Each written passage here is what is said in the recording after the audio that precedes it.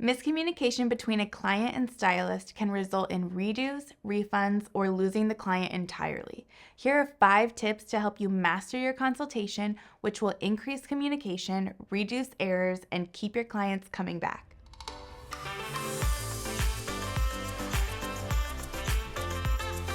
Tip number 1 for mastering your consultation is have a consultation. Every single appointment that I have starts with a consultation. Whether the client is brand new or if I've been seeing them for years, I always begin my appointments the exact same way by asking, what are we doing today? If you just assume that your client wants to do the same thing that they always do and you quickly say hi and go to the back and mix their color, you're not providing them with the opportunity to tell you that they may want to change up their look. This could eventually drive your client to see a new hairstylist who may feel more exciting and new because they're suggesting something fresh to them. Always give them the space to voice that they want something new. Tip number 2 is always ask for a reference photo. Your version of a golden blonde and your client's version could be vastly different, and a reference photo will help you both get on the same page. Even if the client is like, I don't have a picture, just make me blonde. There are so many variations of blonde that they could be picturing in their head, and if their expectations don't match the result, they are going to be unhappy. Another helpful tip regarding reference photos is to break down the photo into sections.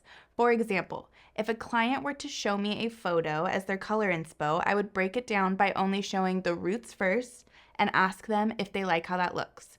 This will determine whether I'm root smudging or keeping it bright to the root, or whether or not they want a lot of dimension.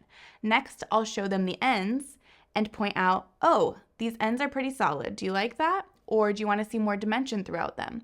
This is so helpful when I'm trying to figure out how to approach the hair as a whole, and there are so many times I'll show them one part of the photo and they're like, oh, actually, I think I want to be more rooty, or I think I want more dimension through the ends. Break down the photo by roots, mids, and ends to make sure that you're both on the same page. Tip number 3 is under-promise, over-deliver. Be realistic with your client. If in your head you know that your client won't be able to get as light as their goal photo, tell them. Don't avoid being honest with them just because you're worried they'll be upset that you can't get them there in one appointment. You'll be surprised how well clients respond when you're being open and honest with them. Being transparent with your clients increases your odds of keeping that client for life.